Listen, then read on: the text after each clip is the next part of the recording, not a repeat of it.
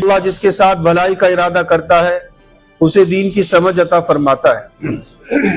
आपने इरादा किया, आपने फार्म भरा और अल्लाह ने उसको मंजूर कर लिया।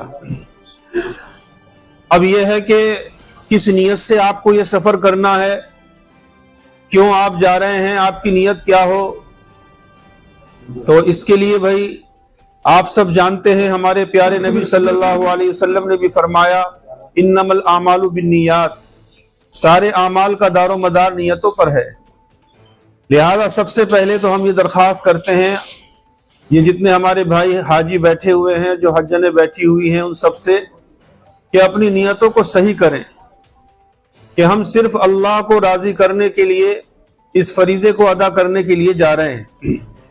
हाजी कहलाने के लिए, हज्जन कहलाने के लिए नहीं, अपनी बस्ती में, अपने महल्ले में कोई बड़ा बतलाने के लिए, बड़ा जतलाने के लिए, बड़ा बनने के लिए नहीं।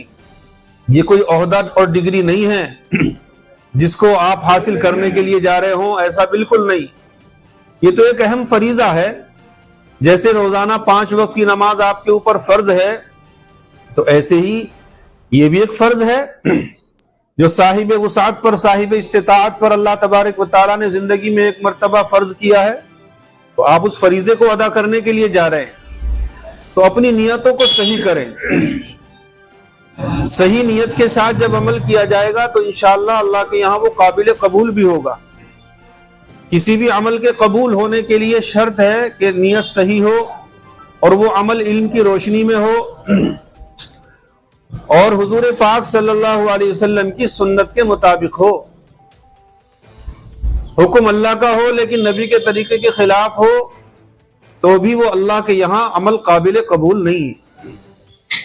इसलिए देखना है इस अहम फरीजे में कि नबी पाक अलैहिस्सलातु वस्सलाम की क्या क्या सुन्नतें हैं, उनकी रियायत के साथ अल्लाह के इस हुक्म को, फरीजे को अदा करना है। बहरहाल इस पर बड़े वादे हैं। अल्लाह के नबी अलैहिस्सलाम ने भी फरमाया मन हज्जा लिल्लाहि वलम यरफुस वलम यफसुक रजअ कयौमिन वलदतहु उम्मुहु, कि जो शख्स सिर्फ अल्लाह की रजा के लिए हज अदा करता है और उसमें कोई फहश काम नहीं करता, कोई हुक्म उदूली नहीं करता, अल्लाह का कोई हुक्म नहीं तोड़ता, चाहे वो मर्द हो या औरत, तो वो हज से इस हालत में वापस होता है जैसे कि वो उस दिन था जिस दिन उसकी माँ ने उसको जना था।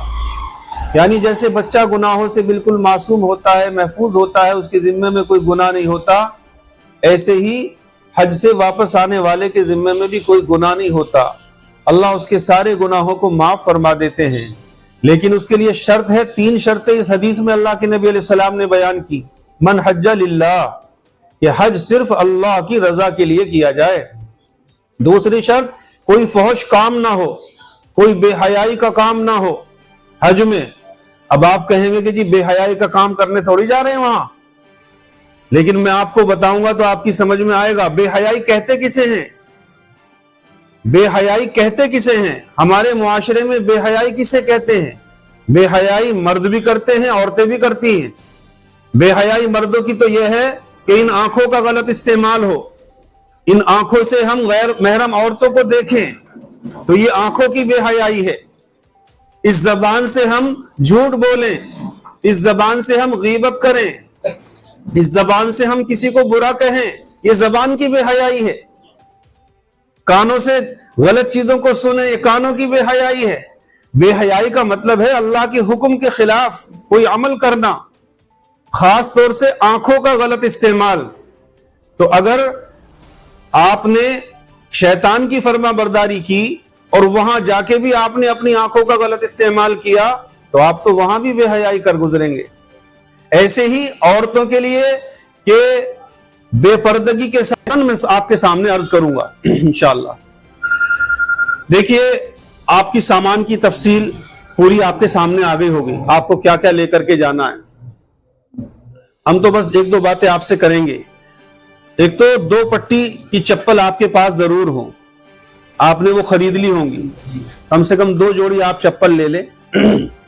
और बाकी आप जैसी यहां जूते चप्पल पहनते हैं वो भी जरूर साथ लें। बहुत से लोग ये करते हैं कि वो 2 पट्टी की चप्पल ही ले जाते हैं, और जो चप्पल जूता यहां पहनते हैं वो नहीं ले जाते। भाई 2 पट्टी की चप्पल तो पहनने की जरूरत आपको, यानी मर्दों के लिए, औरतों के लिए नहीं है मसला ये। और मर्दों को दो पट्टी वाली चप्पल पहनने की जरूरत उस वक्त पेश आती है जब वो एहराम की हालत में होते हैं। तो आप हमेशा एहराम की हालत में थोड़ी रहोगे वहां। आप अब जाके उम्रा कर लोगे, उम्रा करने के बाद फ्री हो गए आप, तो वो 2 पट्टी वाली चप्पल तो आपको तकलीफ पहुंचाएंगी, आपको तो आदत नहीं है उनको पहनने की। तो आप अपना जूता या आप जो स्लीपर, जो भी आप जूता चप्पल पहनते हो, वो भी जरूर रख के ले जाएं ताकि आप अपनी पसंद का चप्पल वहां पहन सकें। इसी तरीके से भाइयों, जब आप दिल्ली एयरपोर्ट पर पहुंच जाएंगे, अपने सारे जरूरी कागजात आपको वहां मिल जाएंगे। हज कमेटी से पहले 1-2 दिन पहले बुला करके वो सारे अदा कर देते हैं, दे देते हैं। जब आप एयरपोर्ट पर पहुंचेंगे तो वहां आपको एहराम बांधना है।